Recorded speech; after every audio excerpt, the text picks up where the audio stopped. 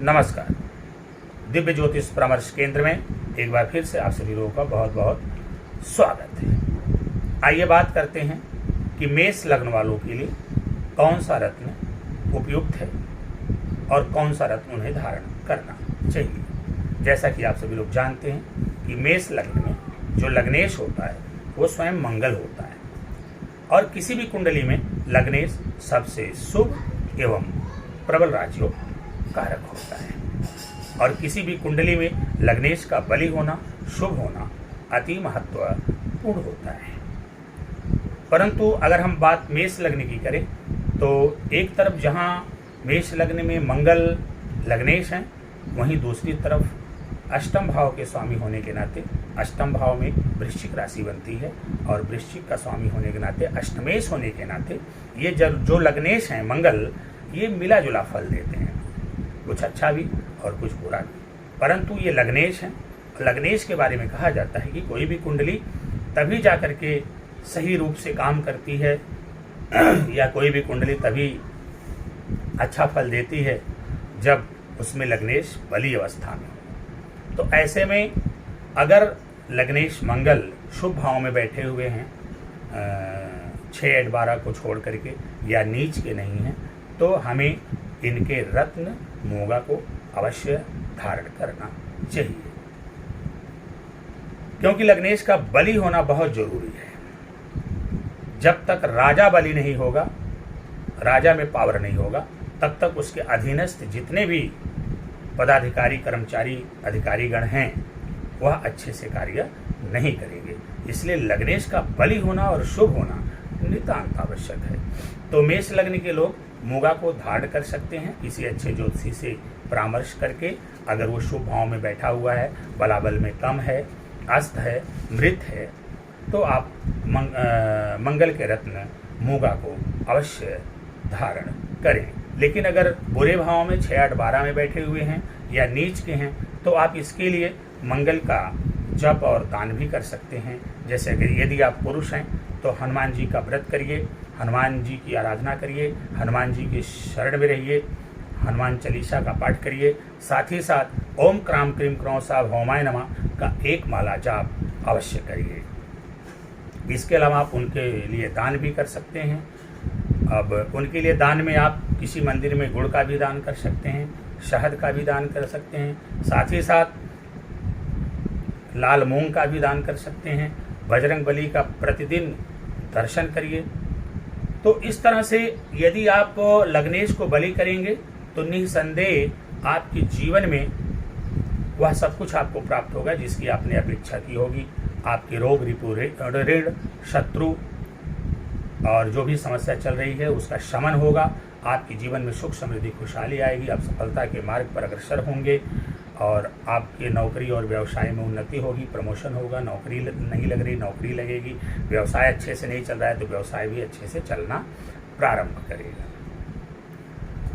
तो ये तो बात हो गई लग्नेश की, कि मैंने आपसे कहा कि भले ही मेष लग्न में मंगल अष्टमेश हैं, लेकिन फिर भी अगर उनका बलाबल कम है, अस्त या मृत हैं और शुभ भाव में बैठे हुए हैं, तो आप उनके रत्न मोगा को आंख मूंद कर धारण कर सकते हैं। आइए अब पंचमेश की बात करते हैं। हमें किसी भी लग्न में लग्नेश, पंचमेश और नवमेश, इन 3 भावों के ग्रहों के रत्न को धारण करना चाहिए। अगर हम मेष लग्न में पंचमेश की बात करें तो मेष लग्न के पंचम भाव में सिंह राशि होती है।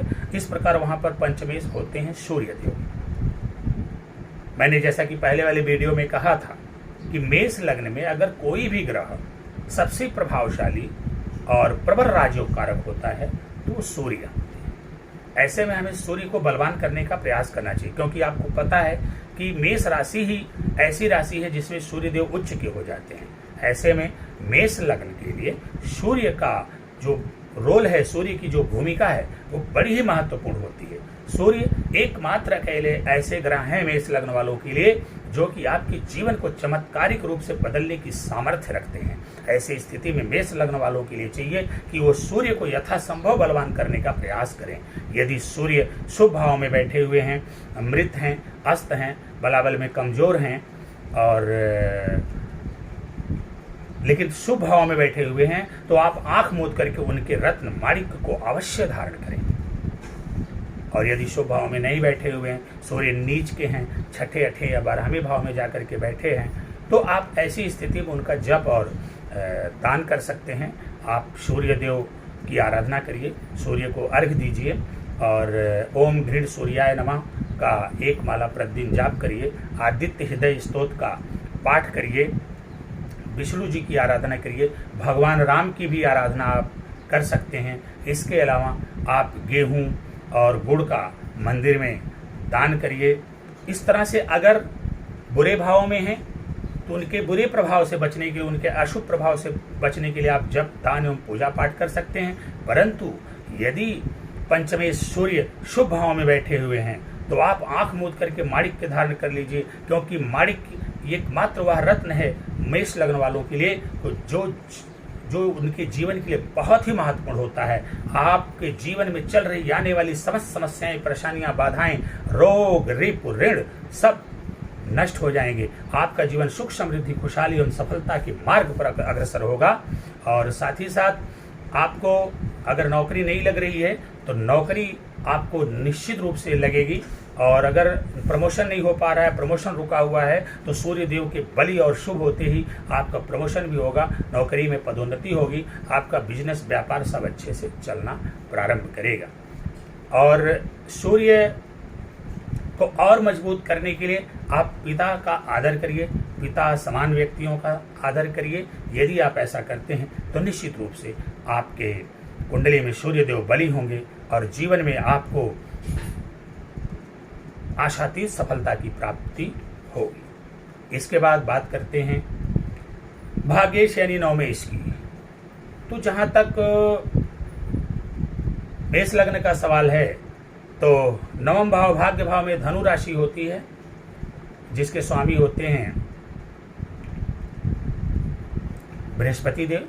लेकिन साथ ही साथ व्यय भाव में मीन राशि होने के नाते बृहस्पति देव एक तरफ जहां भाग्येश हुए, वहीं दूसरी तरफ व्ययेश भी हो जाते हैं। ऐसी स्थिति में ये भी मिला जुला फल देते हैं, कुछ व्यय भाव का फल देते हैं और भाग्य का भी फल देते हैं। परंतु चूंकि भाग्येश हैं और मेष लग्न की कुंडली में योग कारक ग्रह हैं, इसलिए आप इनके रत्न को भी धारण कर सकते हैं।